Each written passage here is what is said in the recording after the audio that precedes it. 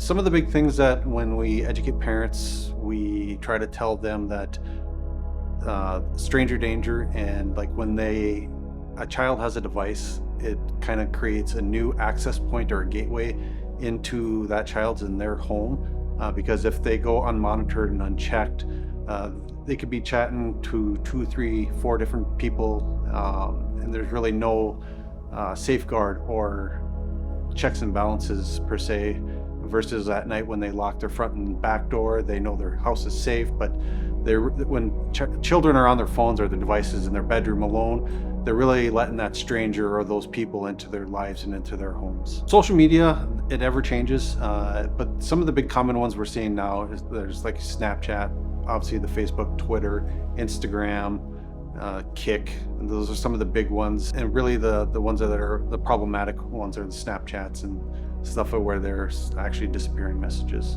When a parent and a child are communicating, that's kind of one of our biggest topics or points that we try to send home, as well as communication with the child, is there's going to be checks and balances. The parents should know all the passcodes, the Apple ID login or the Google login of what, and they should possess that, so there is that checks and balances, so they can't just download whatever they want. And knowing those passwords and all their devices, if they have iPads or phones or tablets, whatever they have, the parents should know all those passcodes to get in. And some of the biggest things is not accepting strangers for friend requests, and not just going out and just accepting or sending those requests blindly, and know and verify if they do receive a friend request from somebody they think they know. They should always verify in person first and then accept that request.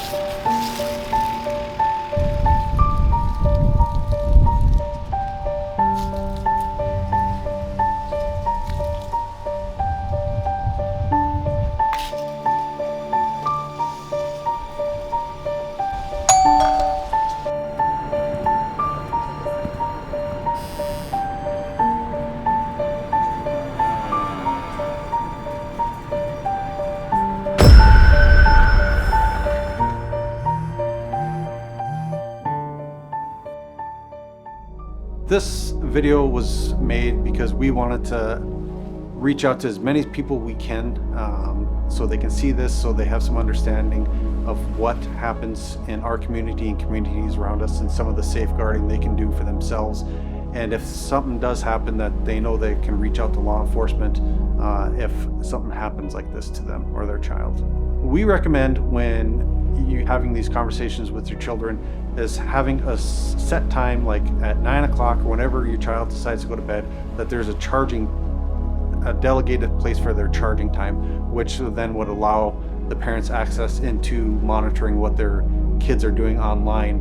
And at that time, they should be looking through their social media, their text messages, internet history. And once they're in there and they start seeing stuff that's disappearing or being deleted, and they know there's a lot more text messages that are going on, they should be communicating and talking to their child about where these messages and why they're being deleted. There's several monitoring apps. There's several paid ones. There's a couple free ones. Life 360. There's so many out there. If they just Google and look on the app stores, there are several out there that they can, and they're reasonable in price. Or again, there are some free ones that are out there with limited services, but again, those should be sought after and put on the child's device.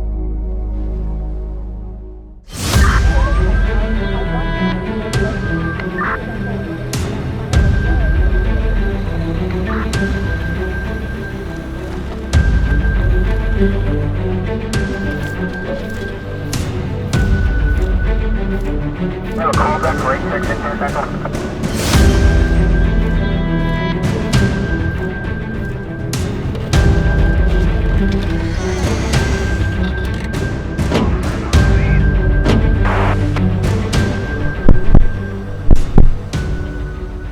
While going through the phone, if you find something on your child's phone that is illegal or disturbing, we should always preserve that, because it is our evidence, and they should bring it to law enforcement, and we can investigate it at that point because if it gets deleted, sometimes there's issues of retrieving deleted information, and it is technically destruction of evidence, and we want to make sure we can bring justice to whoever is affecting that, with those children.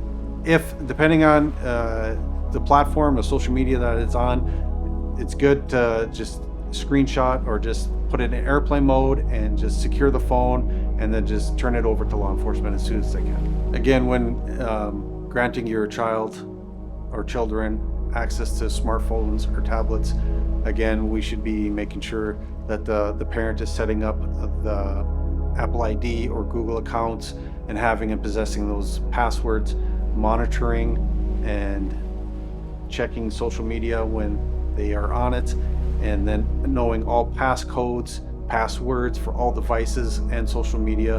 And where this comes into play is if something were to ever happen to a child, where if the child was abducted or something, or just missing, it's easier for law enforcement if the parent has those passwords, because it saves us time on getting into the cellular device or the tablet, and that's time that could be wasted then taking away from detectives when they're on the street looking for this kid. When authorizing app downloads, again, the parents will have the Apple ID or Google login credentials, and that will allow them to download the app or social media or whatever it is onto the phone, and so the child just does not have free reign on downloading whatever they want, and this way the parents know and understand what's on that kid's device.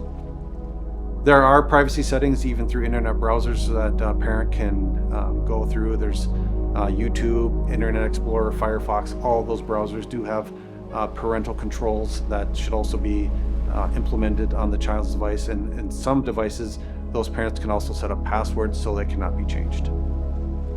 Cases where child or children send inappropriate images of themselves, which is considered child pornography, because any pictures of intimate body parts sent via the internet, it is considered child pornography if that child is in fact under the age of 18. And again, there's measures that our investigators and school resource officers go through to preserve this evidence and make sure all victims are identified.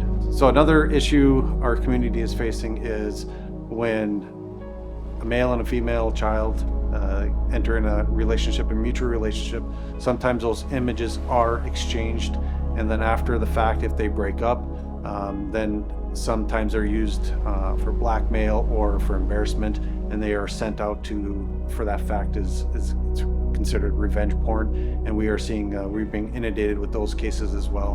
And again, we make sure that we track down each victim and suspect that would be involved in that case as well. We educate the children on the do's and don'ts of online protocol and what's acceptable and what's not acceptable. And our biggest thing and what we really try to do is educate the kids. But if there is a habitual offender, then they could be charged with possession or manufacturing of child pornography.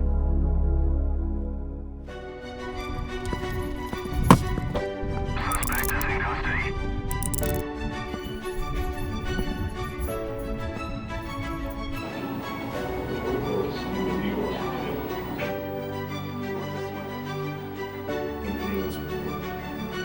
Sure.